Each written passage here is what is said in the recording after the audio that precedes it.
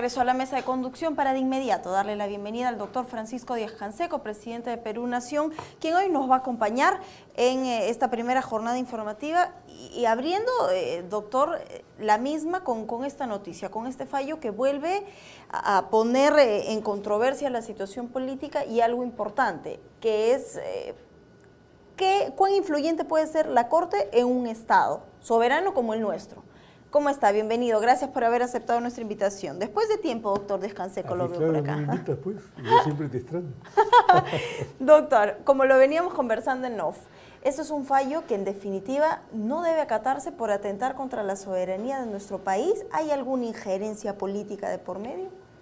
Mira, si me permites, me gustaría hacer una breve explicación de cuál es el sentido del Sistema Interamericano de Derechos Humanos, porque creo que hay bastante desinformación a nivel de la ciudadanía.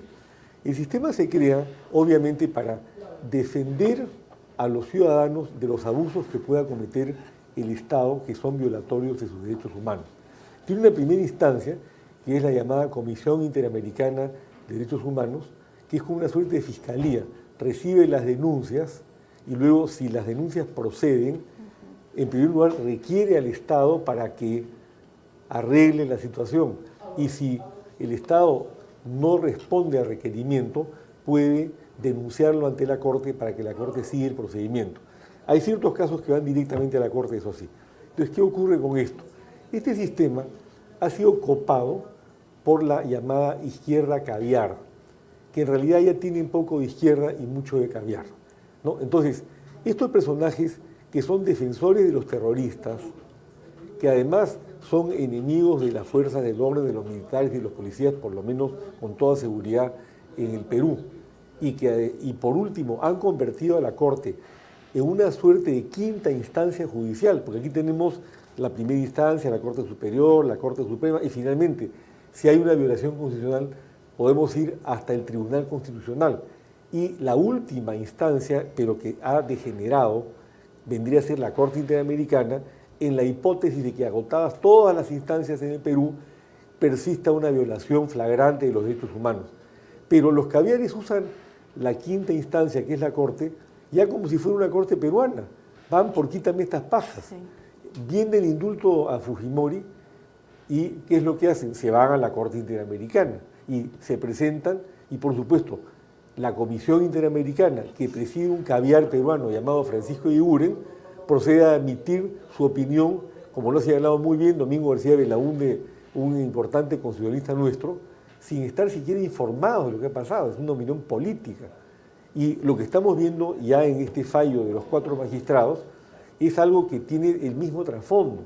Porque ¿por qué es que los magistrados han sido cuestionados, denunciados y están siendo sometidos al proceso respectivo en el Congreso de la República?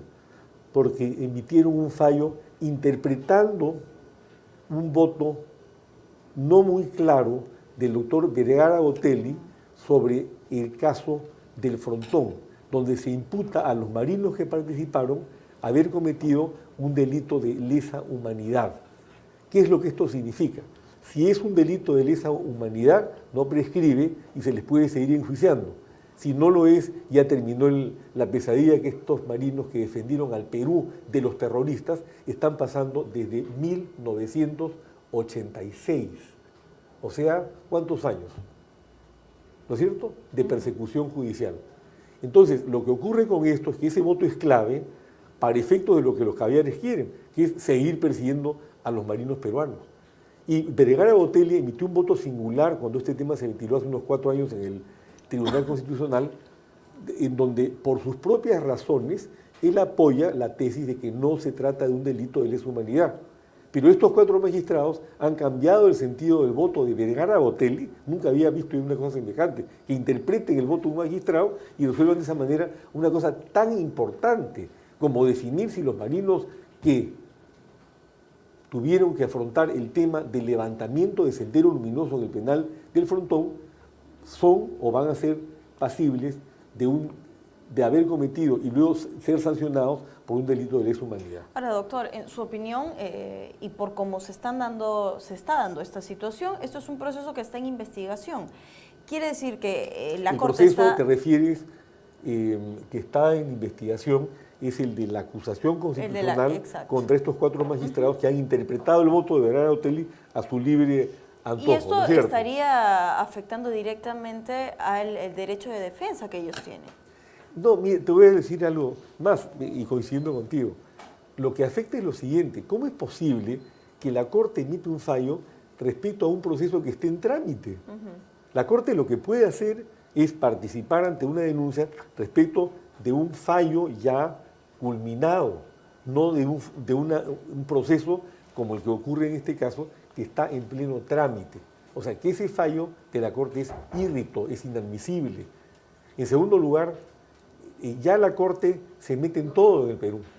Adelanta opinión, hace lo que le da la gana, porque los caviares peruanos se han encargado de crear el mito de que si nos retiramos de la Corte o si no aceptamos los fallos o si no los cumplimos, nos convertimos en parias. Esto es otra vil mentira. Para comenzar, la Corte Interamericana no tiene capacidad coercitiva. Cuando un Estado, y yo lo he visto en casos en Argentina, en Brasil, en Chile, en República Dominicana, no acata un fallo de la Corte, lo único que le queda a la Corte es ir a la asamblea anual de la OEA, ni siquiera puede pedir una asamblea especial para reportar que estos estados no han acatado su fallo y ver si la asamblea de la OEA decide aplicarle una sanción al estado correspondiente. No hay precedente de que jamás la asamblea de la OEA haya sancionado a algún estado por no cumplir con uno de los fallos de la Corte Interamericana. Nunca lo ha hecho. Menos aún podría hacerlo en casos como estos, que ya son realmente una farsa jurídica. Primer tema. Segundo tema, nos convertimos en parias y la Asamblea de la OEA no sirve para nada. Ha suscrito una carta democrática y son incapaces de actuar en contra del dictador genocida, ese sí violador de los derechos humanos y que ha cometido delitos de lesa humanidad, que es Nicolás Maduro. ¿Qué nos va a hacer a nosotros? Cero, no tiene capacidad de hacer nada. La OEA es un organismo realmente inoperante. Y finalmente, recordemos por si acaso, que Estados Unidos no es parte, no es firmante del Pacto de San José, no es susceptible de fallos por parte de la Corte Interamericana de Derechos Humanos. Entonces, acá nos ha metido el cuento, Claudia, de que si renunciando sería un error. El gobierno de Fujimori se salió del sistema interamericano y no le pasó nada. Entonces, yo no digo que sea una medida buena, sería bueno que el sistema interamericano funcione por las razones para las cuales se ha sido creado, pero se ha convertido simplemente en un instrumento de la izquierda caviar internacional y específicamente en el Perú, de la izquierda caviar peruana, que protege a los terroristas, que es capaz de cualquier acto de corrupción, como por ejemplo venderse a Fujimori, mientras por otro lado lo atacaban. Entonces, con ese tipo de manejo, es obvio que el siguiente paso, si es que esto no se puede enmendar a través de la inoperante Asamblea de la OEA, sería retirarnos de la Corte. Doctor, hoy se va a debatir precisamente este fallo. Nosotros estaremos atentos a ver cuál va a ser la decisión final de nuestros representantes parlamentarios, del presidente de la República y tal. Pero hablar de la Corte Interamericana de Derechos Humanos en este momento hace que veamos una revisión de si está funcionando de la manera en la que debería funcionar, precisamente por la conmoción que genera el respeto a los derechos humanos cuando colisiona precisamente con el derecho fundamental de la vida.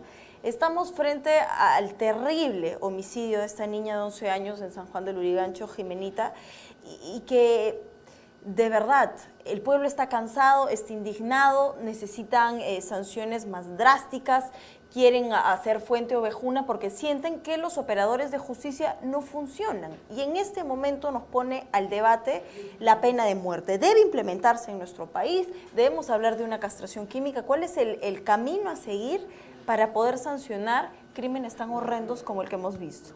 Y que además Jimena es un nombre más de la larga lista de víctimas que hay en nuestro país. Todos los días. Hoy día está mirando una niñita, te aseguro. Todos los días pasa. Sí. ¿No? Mira, aquí hay varias cosas, ¿no? En primer lugar, el Código Penal vigente, que es absurdo, establece cadena perpetua para las violaciones de niños o niñas de hasta 10 años y de 30 a 35 años cuando la violación es del orden de 10 a 14 años. Yo me pregunto, ¿qué diferencia hay entre un niño de 10 y uno de 12 años? O un niño de 10 o una niña de 10 y una niñita de 10 años y un mes. Ninguna. Entonces, el planteamiento que yo he formulado es en mi calidad además de presidente del Consejo por la Paz, es el siguiente: que se aplique la pena de muerte a los violadores de niñas o niños hasta 14 años. Que a partir de los 14 años se aplique cadena perpetua y castración química, salvo el caso que haya después de la violación muerte, en cuyo caso debería aplicarse la pena de muerte. En segundo lugar, se objeta que como nosotros somos suscriptores del Pacto de San José, no se puede establecer la pena de muerte en el Perú. Pero el artículo segundo del Pacto de San José señala que los estados donde existe ya la pena de muerte podrían extenderla por razones excepcionales. Entonces no hay necesidad de retirarnos, como dicen los caviares, del sistema interamericano, que para ellos sería pues un sacrilegio. Muy bien, no cometemos el sacrilegio, interpretamos el Pacto de San José y aplicamos la pena de muerte para los violadores. Por lo tanto, no hay necesidad de retirarse del Pacto de San José para establecer la pena de muerte para violadores en el Perú. En tercer lugar, si fuera necesario que nos retiremos, yo los justificaría no solamente por el tema de la pena de muerte, que acabo de señalar que es innecesario, sino por todas las barbaridades que está cometiendo la Corte Interamericana, desde la época de, por ejemplo, emitió su fallo también execrable sobre el tema de la zonada en el penal de Castro Castro, en donde prácticamente ensalza a los terroristas como si fueran Robin Hood, condena a las fuerzas policiales peruanas y obliga al Estado a dar reparaciones civiles del orden de 250 mil dólares, por ejemplo, a Osman Morate, el número 2 de Sendero Luminoso, lo cual no tiene precedente en la historia universal. Y por otro lado nos obliga también, o nos obligaba, a hacer un monumento a las víctimas, o sea, a los senderistas, para que esto no se vuelva a repetir y que este fallo fuera difundido por medios de comunicación de carácter nacional. Bueno, este fallo fue acatado por el gobierno de Toledo, pero el sentido, y por supuesto detrás del fallo estaba la figura de otro caviar, que es García Sayán, que era miembro de la Corte, caminó en el proceso hasta la mitad y luego se retiró, pero cuando yo estaba bien encaminado. A mí lo que me han dicho es que en el manejo de este fallo, además de todas las distorsiones, porque los miembros de la Corte que son caviares solamente le creen a los caviares. Toda la información que presentó la Fiscalía del Perú fue considerada en los considerandos del fallo como deleznable, como que no se podía tomar en cuenta. O sea, realmente uno lee estos fallos de la Corte y nos llama a indignación y también a pensar por qué no nos hemos retirado antes. Y nos llama también a hacer una revisión en cuanto a la función legislativa, ¿no? Creo que el control político del año pasado ha sido importante a través de las comisiones, pero ¿qué se ha hecho en este momento por derogar, por modificar? ¿Urge, doctor, modificar la Constitución? Hay una... a veces el ciudadano a pie siente que todas las necesidades encuentran un freno precisamente con la Constitución porque no está bien proyectada. Todos queremos sanciones más severas, pero háblenos un poco de cuánto tardaría la implementación de esta pena de muerte en nuestro país. Bueno, para comenzar, la modificación tanto del Código Penal, que es una ley orgánica, como de la Constitución, ambas modificaciones están sometidas a una votación de 2/3, o sea, votación calificada en el Congreso. En segundo lugar, una modificación de orden constitucional tiene que aprobarse en 2 legislaturas. Se aprueba en la primera por 2/3 y se aprueba en la segunda por 2/3. Pero si, por ejemplo, a la apertura de esta legislatura se plantea el proyecto y se aprueba en la siguiente legislatura, se puede aprobar por segunda vez y para el año entrante estaríamos ya con la pena de muerte. O sea que no es que se va a demorar 4 o 5 años. Por otro lado, hay ya, aunque haya perdido votos con sus líos con su hermanito Keiko Fujimori, tiene una bancada fuerte que yo creo que integrada a otros grupos puede llegar a los 2/3, a los que casi llegó cuando quiso vacarlo a Kuczynski. Entonces, doctor, ¿qué significa que Fuerza Popular en este momento haya perdido esa fuerza mayoritaria en el Congreso? ¿Va a ser determinante para algunos temas? Más por la situación en la que se encuentra Kenji, de total rebeldía y de oposición a Fuerza Popular. Yo creo que más que rebeldía o oposición a Fuerza Popular, lo que le pasa a Kenji es que quiere hacer carrera política y ser presidente y ha pensado que su hermano lo va a seguir bloqueando. Número 1. Número 2. Evidentemente él está jugando una serie de posturas demagógicas para hacer su propio show. Pero esa es la situación. Entonces, Habría que ver cuál es la composición del voto actual en el Congreso para llegar a establecer la pena de muerte, que repito, no requiere que el Perú se retire de la Corte Interamericana. Y si se retirara, nos retiramos pues, si establecemos la pena de muerte, este es un país soberano. Porque el sentido de lo que es el sistema interamericano, si tenemos que tenerlo muy presente, está absolutamente distorsionado, absolutamente distorsionado. Es un sistema político al servicio de la izquierda caviar. Urge en nuestro país una reforma judicial y usted hace mención a algo importante, los derechos fundamentales. La salud es uno de ellos. La semana pasada estuvimos frente a la lamentable muerte de un anciano en una cola de atención de un centro médico. Y eso nos hace revisar las profundas carencias de la salud en nuestro país. En nuestro país la salud se caracteriza por las largas colas, por el tiempo prolongado para esperar una hospitalización. Urge entonces una reforma del sector salud porque además es una herencia que no viene desde hace 1 año, 2 años, es una problemática que arrastra hace muchísimo tiempo. Se habla de presupuesto, doctor. ¿Cuál cree verdaderamente que debe ser el eje en el que tenga que girar esta reforma de salud? Mira, para comenzar, hace muchos años que el Sistema Integral de Salud, el llamado SIS, está viene colapsado, sí. Está colapsado. El presupuesto del SIS normalmente está durando hasta el mes de marzo. Hace algunas semanas, Kuczynski dijo en el discurso que pronunció, un discurso que pronunció en el Poder Judicial, que era una frustración para él que se hubiera dimensionado el SIS para 17 millones de personas y solamente se lo hubiera financiado para 12 millones. Y en consecuencia, una semana después, cuando ya estaba todo colapsado, creo que han aprobado un crédito suplementario de 1.200 millones para el SIS. Pero ha llegado tarde y llega nunca. La realidad es que no solamente se requiere financiarlo, se requiere reformular todos los servicios que se prestan, que están muy mal llevados. Y además pagar esta deuda, ¿no? Porque si hay un presupuesto de 1.200 millones, la deuda es de 700.000. ¿Qué se debería priorizar? ¿Pagar esta deuda o implementar en infraestructura, implementar no sé, en insumos?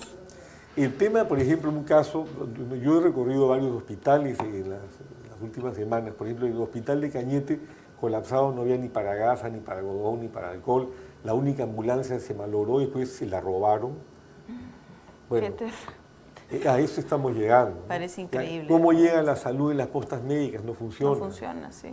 Mientras aquí se roban la plata a los socios de Odebrecht y Odebrecht, millones, decenas, centenares de millones de dólares, y tenemos gente que no tiene ningún tipo de atención de salud.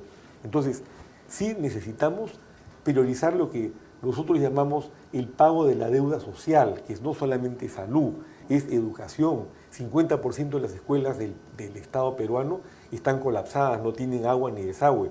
Los maestros reciben los peores sueldos de toda América Latina. Yo no voy a justificar al sector de Guaynalaya o los radicales del SUTEP, pero sí hay mucha razón cuando alegan las cosas que alegan. Por ejemplo, en el gobierno de Humala, la última ministra de Educación suspendió las capacitaciones de maestros por 2 años y sin embargo se les quiere hacer la evaluación respectiva, que se tiene que hacer, que debe hacerse. Pero como me decía un dirigente del SUTEP, oye, doctor, nosotros nos sometemos, pero es como que a un chico que le han dicho, ¿sabes qué cosa? Este año no te voy a enseñar matemáticas, pero a fin de año vas a dar el examen respectivo. ¿Qué es esto? O sea, a lo que hemos llegado en el Perú. Entonces, lo que hay es una desaprensión, un desinterés, una falta de amor por el país.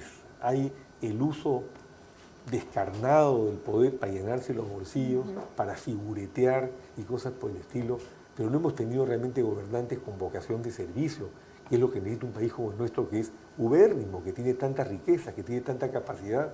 Todo lo que se hubiera podido hacer en todos estos años, mientras se robaban 15.000 millones de soles al año, todos estos ladrones que están ahí sueltos, y los acaban de soltar de nuevo.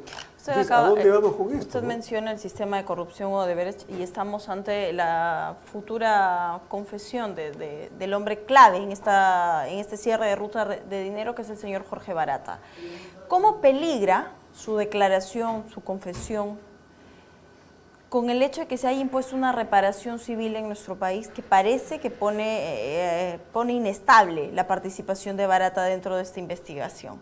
Eso por un lado. Y por otro lado tenemos también el decreto 003, que en este momento se está tratando de darle de baja precisamente por el tema de la reparación civil.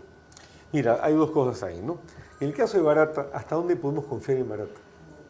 Hay un dicho que creo que es de Napoleón, que dice, un traidor solamente sirve una vez. Barata se han puesto todas las expectativas en lo que él va a declarar. Con gran manejo, que lo ha tenido durante tantos años y felizmente cayó, Marcelo Dóvez ha dicho, sí, Alan García ha recibido, Keiko ha recibido, y quien conoce los detalles es Barata. ¿Y qué pasa si mañana sale Barata y dice, no, yo no le he entregado nada a Alan García? Quedó exculpado y todos sabemos lo que es Alan García, ¿no es cierto? Estamos esperando que caiga de alguna manera, después de todo lo que ha hecho. Entonces, el tema es, bueno, aparte de Barata, tiene que haber investigaciones de fondo, serias, hasta el final de las consecuencias, cosa que yo dudo que se puedan hacer porque hay mucha permeabilidad. Caso Toledo, por ejemplo, está suelto chupando su whisky etiqueta azul en Estados Unidos y hasta ahora no lo capturan. ¿Por qué? Porque está estrechamente vinculado a Kuczynski. Y Elian Carlo dijo, ¿te acuerdas? Dijo, si hablas, yo voy a hablar, ¿no? Sí, claro. Ahora, el decreto 003, el problema es, hay dos puntos en la modificación que ha anunciado Claudia Cooper. Número uno, cuando dice que ahora, para efectos del fondo fiduciario que tienen que depositar para garantizarse a sí mismas las empresas que están involucradas, especialmente la del llamado Club de la Construcción, antes esto lo fijaba el juez. Ahora se va a fijar un monto inflexible, con lo cual se les garantiza a ellos lo que tienen que poner. ¿Qué es esto? Si lo que tiene que ser es un fondo flexible de acuerdo al monto que se les imputa haberse robado y la responsabilidad civil que tienen. Tú lo sabes perfectamente bien, cómo funciona normalmente en el código. Sí. ¿Ya? Y en segundo lugar, el otro tema que es inadmisible, que van a poder contratar con el Estado. ¿Y cuál es el cuento? Que se va a generar desempleo en el Perú. ¿Acaso no hay otras empresas que puedan hacer lo mismo? ¿Son las únicas que tienen capacidad para contratar con el Estado? No, no son las únicas. Hay muchas otras empresas que pueden entrar. Y estoy seguro que a nivel internacional Odebrecht puede ser reemplazada con creces por otras empresas que no tengan los cuestionamientos severos por los casos de corrupción que acompañan hoy día a Odebrecht y a sus socios. ¿Por qué no se busca un nuevo escenario? ¿Sabes por qué? Porque hay billetes detrás. Esto se tiene que estar manejando en forma corrupta. Yo no entiendo cómo ha ocurrido lo que ha pasado. Vimos el caso, no nos olvidemos, de una persona proba como Julia Príncipe, que fue despachada porque apoyó a Caterina Ampuero en la investigación que le quería vida a Kuczynski. Y Kuczynski no quiso que saliera la investigación. Y ellas alertaron además cuál era el escenario lado. frente a este decreto Así 003 y fueron destituidas del cargo. Doctor Díaz-Canseco, ha sido un año en donde se ha centrado la atención en el ambiente político. Hay una larga lista de necesidades en nuestro país, hay cosas que se han dejado de trabajar, una de ellas es la reconstrucción con cambios, con graves denuncias y que en este momento la gente, los damnificados, hay personas que aún viven en campamentos, que se tiene el problema del agua, del desagüe. Estamos ante la posibilidad que plantea la izquierda frente a una vacancia nuevamente por una incapacidad moral permanente para gobernar de parte del señor Kuczynski. Dos escenarios. ¿Debería vacársele al presidente si hay nuevos indicios o hay nuevas suspicacias frente al tema de corrupción? ¿O verdaderamente deberíamos apostar por la gobernabilidad de nuestro país? Bueno, dos temas, ¿no? Tres temas. Reconstrucción con cambio, Sí. no ha habido cambio y no ha habido reconstrucción. Y no ha habido reconstrucción. Lo que ha habido es corrupción. Sí. El caso, no nos olvidemos, de las casas temporales, cuyo valor fue inflado 3 veces. 3 veces. Y además la compra a 5 empresas chilenas como si en el Perú no las pudieran fabricar. Y existe una ley por la cual el Estado debe priorizar la compra de las MIPES y pymes peruanas al 40% de sus adquisiciones, que nunca se aplica. ¿No? Número uno. Número dos, la descolmatación del río Piura. Kuczynski dijo que se iba a descolmatar para siempre. ¿Qué? Eso es imposible. Está tan desligado en la realidad peruana. Seguramente él debe saber cómo descolmatar el río Mississippi, pero no el río Piura. Que nosotros sabemos que no llega al mar, ¿no es cierto? Y tiene ese problema. Debe tomarse una solución para que este río que no llega al mar pueda descolmatarse y no sea descolmatado, sea contratado por servicios, no hay ningún control, ya sabemos lo que va a pasar ahí. Esa es la famosa reconstrucción sin cambio. En el otro lado, la vacancia, ya sabemos lo que ocurrió. En fin, fue un acto de corrupción mutuo de Alberto Fujimori con su hijito, con Kuczynski. Ya sabemos los antecedentes de todos ellos. Y finalmente, cabe una vacancia. Yo creo que le van a sacar a Kuczynski de todo, porque ha hecho de todo. Y tiene una serie de otros negociados, que inclusive antipatrióticos, a los cuales me podré referir en otra oportunidad. Cualquiera de estos negociados es antipatriótico, pero esto es directo con Chile, ¿no? Entonces, el tema es, ¿hay gobernabilidad con Kuczynski? Bueno, este es un país que siente que no tiene un presidente, y de hecho no lo tiene. Seguramente a esta hora ya estará en el golf bañándose en la piscina, ¿no? Para llegar al mediodía a Palacio de Gobierno. Entonces, yo lo que creo es que este señor debería renunciar por la gobernabilidad, respetarse el tránsito constitucional. Yo no apuesto, pero ese es el trámite que tiene que seguir, y que entre Vizcarra. A Vizcarra se le cuestiona por el tema de Chinchero, pero antes de eso no he escuchado nada más. Y se hablaba que había hecho un excelente gobierno en Moquegua, especialmente en el tema de educación.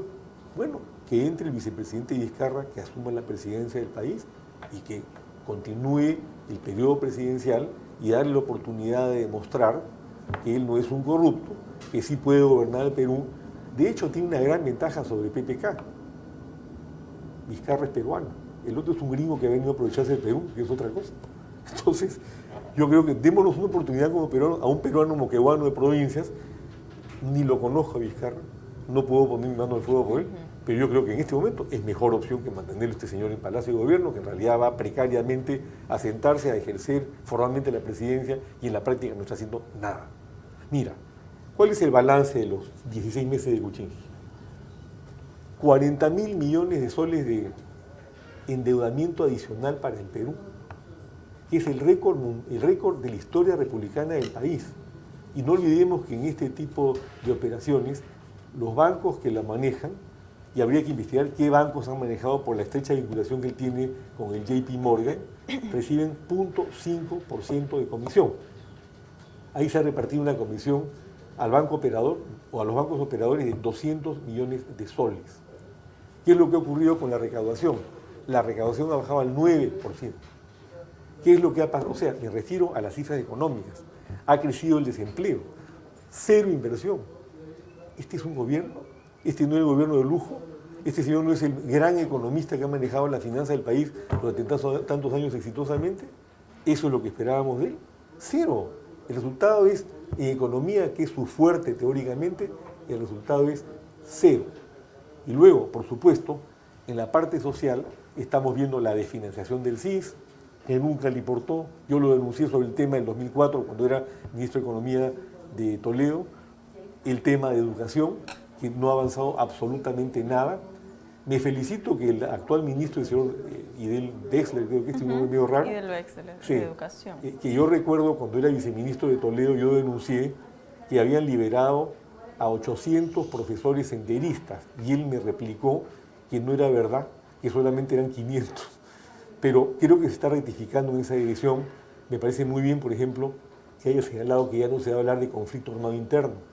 Nunca hubo un conflicto armado interno. Lo que hubo fue el enfrentamiento de un país contra un grupúsculo minoritario de terroristas avalados por la izquierda que había el peruano. Entonces, el tema ahora es, ¿está gobernando Kuczynski? ¿Cuál es el resultado de este gobierno? ¿Qué sensación le genera esta terna nueva en este gabinete del diálogo y de la reconciliación? ¿Pero qué diálogo y qué reconciliación si no están planteando nada? ¿Qué están haciendo en la lucha contra...? Bueno, no pueden hacer nada en la lucha contra la corrupción porque están presididos por un corrupto. Sí.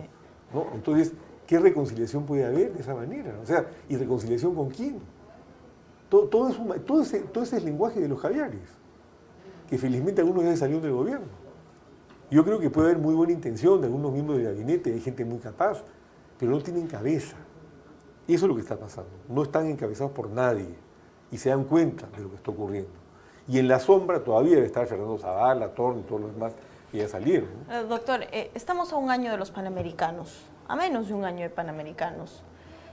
¿Por qué destinar un presupuesto tan millonario como el que demanda la realización de estos Juegos cuando hay que atender otras necesidades como el tema de reconstrucción? ¿Le parecen a usted una frivolidad los Panamericanos o ya era una cuestión meramente de compromiso que no podíamos dejar de cumplir?